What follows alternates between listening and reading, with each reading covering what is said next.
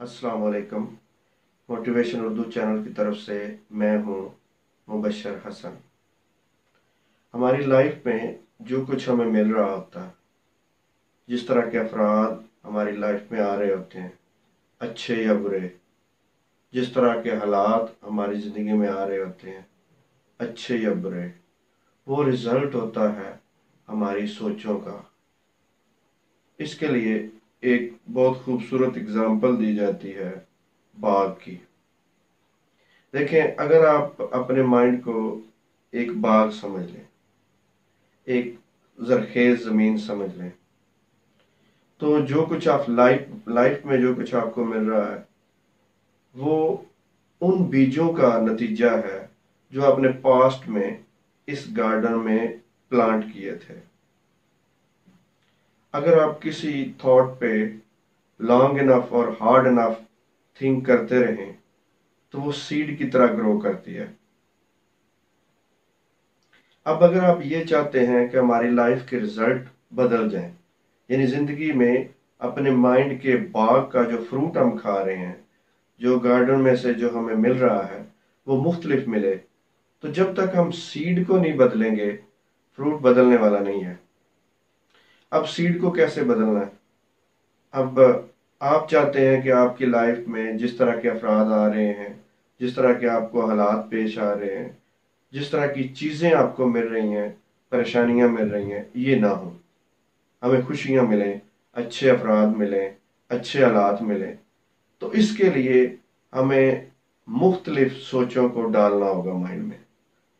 जब हम देखते हैं कि किसी जरखेज ज़मीन में या बाग में जब आप बीज डालते हैं, बीज बोते हैं, तो उसको एक ख़ास मुद्दत चाहिए होती है उससे पौधा निकलने तक, और उसके बाद उसको दरख्त बनने तक के लिए काफ़ी लंबा अरसा चाहिए होता है।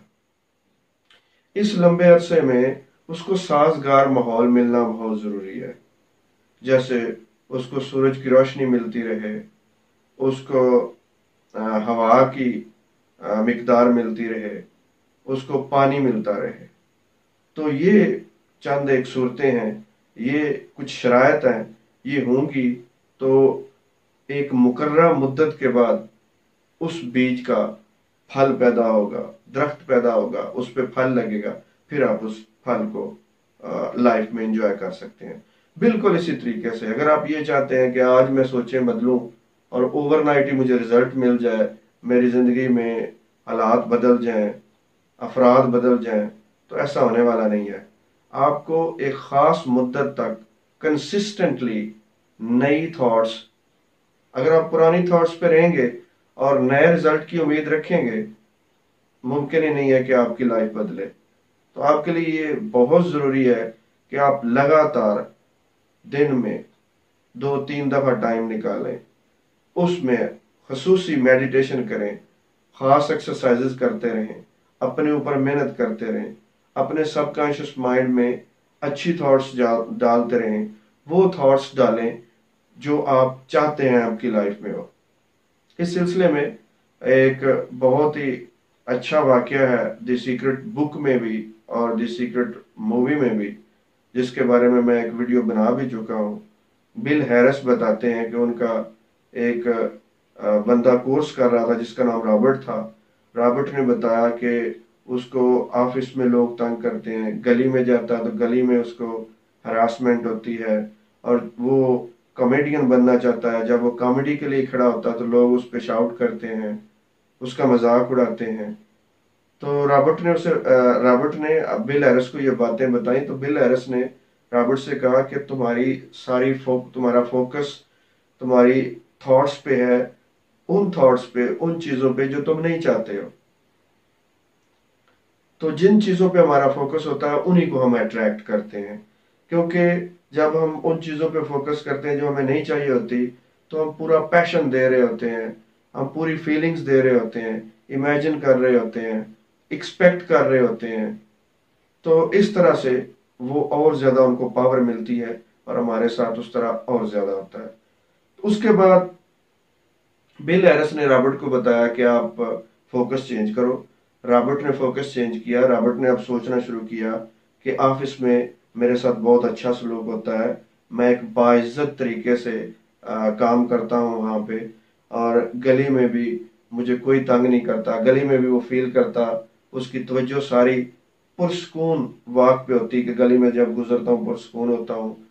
और फिर उसने इमेजिन किया, फीलिंग्स दी, पैशन दिया, जज्बात दिए कि वो कॉमेडी के लिए खड़ा होता तो लोग किस तरीके से उसको दाद देते हैं। इन सारी चीज़ों पे उसने बड़ी मेहनत की, फोकस किया।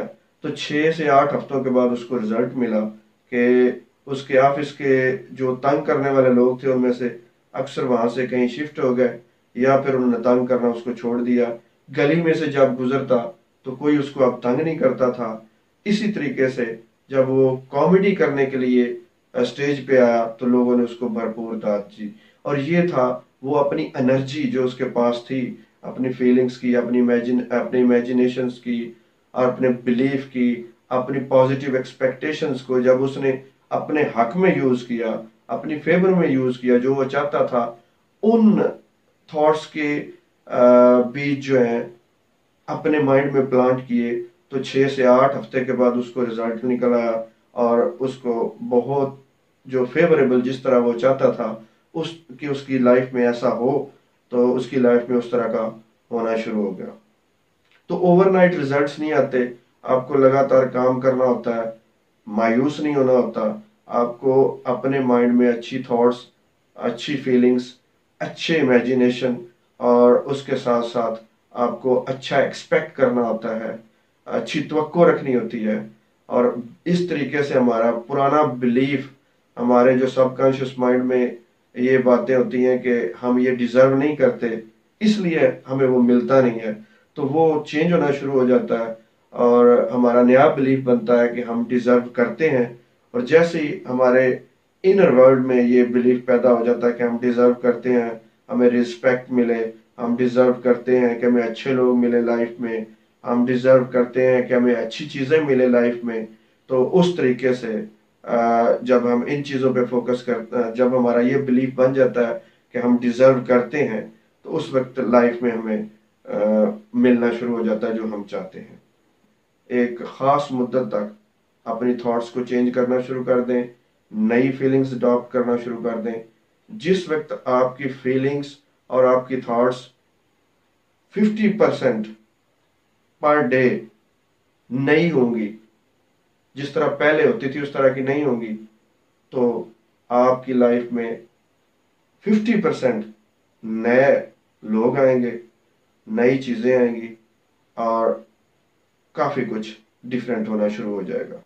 अपने माइंड को गार्डन समझें, और इसमें पुराने जो ट्रीज लगे हुए हैं जिनका फ्रूट आप समझते हैं कि ठीक नहीं है, उनको बदलें, उसकी जगह पे नई थॉट्स डालें, नए सीड डालें, उनका रिजल्ट आपको मिलना शुरू हो जाएगा।